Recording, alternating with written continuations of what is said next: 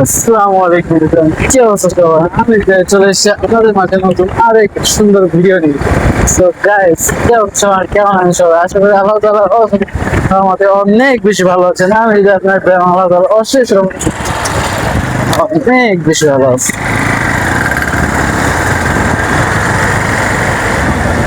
So guys, আমি এখন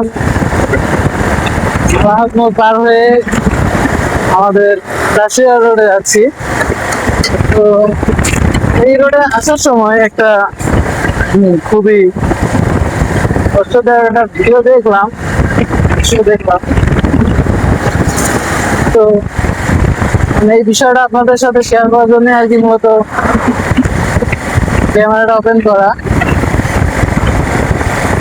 তো বেসিক্যালি এই যে এখন আপনারা দেখতে পাচ্ছেন যেটা যে এত সুন্দর একটা পরিবেশ, এই যে গাছপালাগুলো কতটা সুন্দরভাবে আমাদের ছায়া দিচ্ছে আর ভিউটা কতটা সুন্দর লাগছে দেখতে। তো এই গাছগুলো যখন কেটে ফেলে দেওয়া হবে, মানে যে প্রাকৃতিক যে ভারসাম্যটা, এই জিনিসটা আসলে আস্তে আস্তে নষ্ট হয়ে যাবে।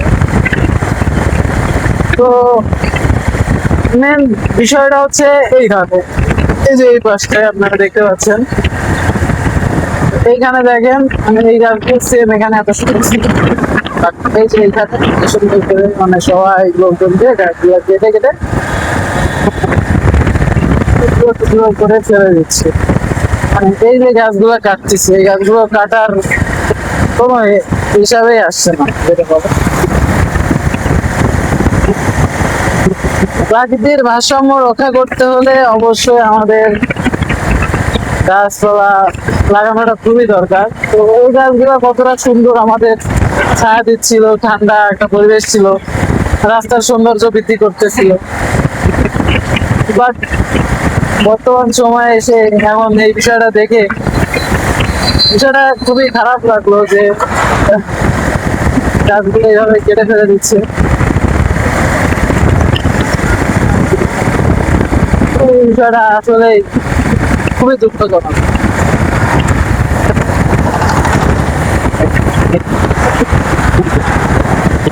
আর এখন যে সময়টা যাচ্ছে, মানে আমরা বলতে পারি কি কারেন্ট যাই বলতে কি কারেন্ট মাঝে মাঝে আসে আমাদের এখানে। বাংলাদেশে মূলত এইরকম প্রাইসের ছিল না। তো এখন তেলের সংকট বুঝলাম, কারেন্টের যে পরিমাণ সংকট চলতেছে, তার মধ্যে এই যে গাছপালা গুলো কেটে শেষ করে ফেলতেছে। বাংলাদেশে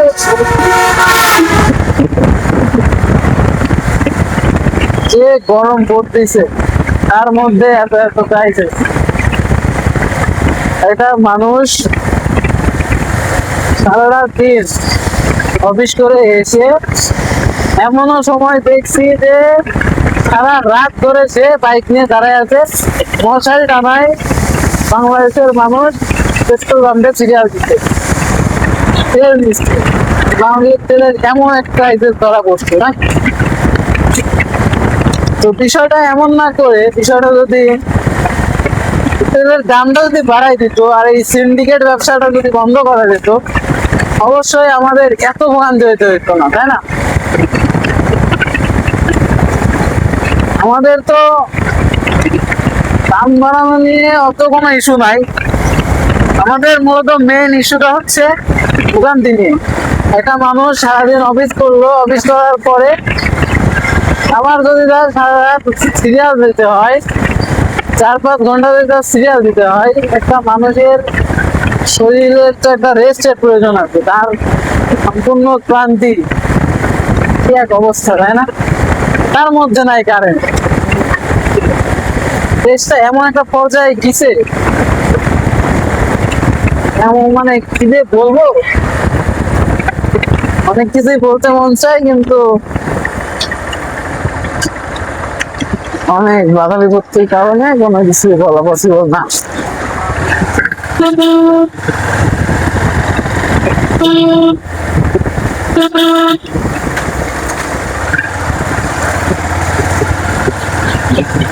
যাই হোক, দেশের যে এই দুর্হাল অবস্থা কবে যে শেষ হবে কিছুই বলার নেই।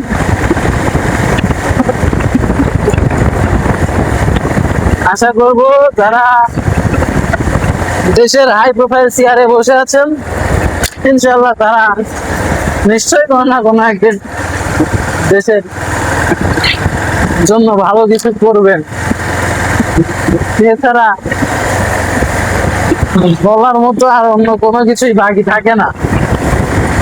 ঠিক আছে,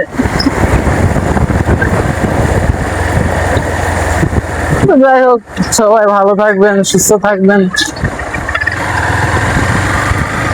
একটা গান আছে না, দেশের যে পরিস্থিতি মুড়ি খায় এটা কি আমাদের কারেন্টের তেলের মানে সবকিছুর যে সংকট তার মধ্যে এই দাঁড়ায়। মানে এত প্রাইসে দেখানোর পরে তেলের দাম বাড়ালোই,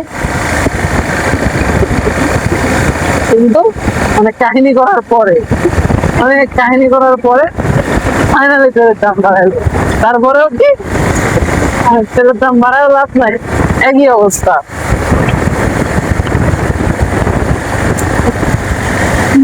সিন্ডিকেট তেলের যে পরিমাণ ব্যবসা চলতেছে, 350-400 টাকা কেজিও মানুষ তেল নিচ্ছে লিটার। তেল, কারেন্ট এবং দেশের এই দুর্ভোগ ইনশাআল্লাহ আমরা কোনো না কোনো একদিন নিশ্চয়ই দেখবো ঠিক হয়ে গেছে। এবছর না হোক সামনের বছর। আল্লাহ হাফিজ।